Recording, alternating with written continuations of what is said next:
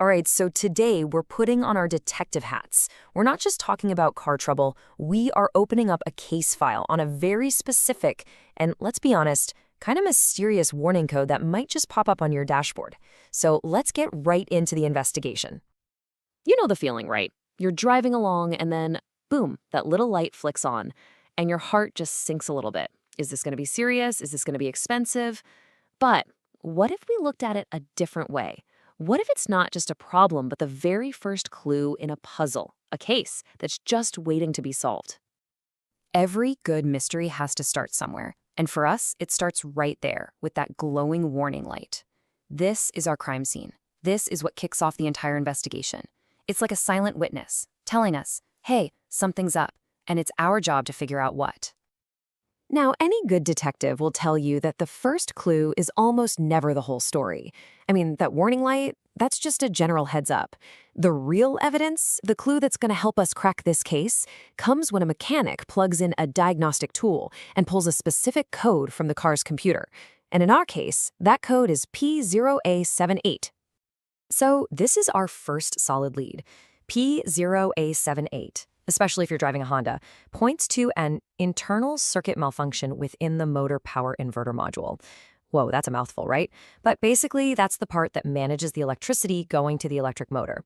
Think of this code as the fingerprint left at the scene. It doesn't scream the culprit's name, but it tells us exactly where we need to start looking. Okay, so with that primary clue in hand, we can move on to the next classic phase of any investigation, rounding up the usual suspects. See, this one code doesn't just point to a single problem. It actually gives us a whole lineup of possible culprits that could be responsible. And here they are, our 5 main suspects. We've got faulty wiring, a faulty control module, a simple loose connection, the MPI module itself, and then this really interesting 5th one, an indicator from a totally related system called the IMA, or Integrated Motor Assist. So let's go down the line and interrogate each one. Let's start with suspect number 1, faulty wiring. This is probably the most straightforward of the bunch. We're talking about a wire that's physically damaged, maybe it's frayed from just regular wear and tear, or maybe it just came unplugged. It's a physical break in that chain of communication, and that's what's causing the system to throw up a red flag. Now, suspect number 2 gets a little more complex, the control module. You can think of this thing as the mini brain for this specific system in your car. So the issue here isn't a frayed wire, it could be a glitch in its programming, or maybe a tiny component inside has just failed. It's a problem with the car's logic, not its physical connections. Okay, now our next suspect is interesting just because of how simple it is. It's not a broken part at all, it's just a loose connection. I mean, think about it. Cars vibrate, they hit bumps, and over time, things can just wiggle loose. Sometimes a big, scary-looking warning light is caused by something that literally just needs to be pushed back in or tightened up. All right, moving on to suspect number 4, the malfunctioning MPI module itself. This brings up a really key point in any detective story. Sometimes the most obvious suspect is the one who did it. The error code points to a problem inside the MPI module, so it's a pretty strong possibility that the module itself is what's causing all the trouble. And finally, we have our 5th, and definitely our most unique suspect. In this scenario, the P0A78 code gets triggered because another warning light, the IMA system indicator, is already on. This points to a very specific issue with the battery module switch, which is actually a safety feature. This suspect is totally different because it's not about a broken part, it's about following the right procedure. So, we've got our lineup. Now the real detective work begins. A good mechanic doesn't just start guessing and replacing parts. No, they use their tools and their experience to sift through the evidence, eliminate the innocent suspects, and pinpoint the true culprit. So let's open up the detective's case file and see exactly how they do it. And this case file just lays it all out, plain and simple. For each of our suspects, there's a very specific logical solution. If the wiring's bad, you replace the wire. If the control module went kaput, you replace that module. Loose connection, you just tighten it. It's a clear process of matching the diagnosis to the right fix.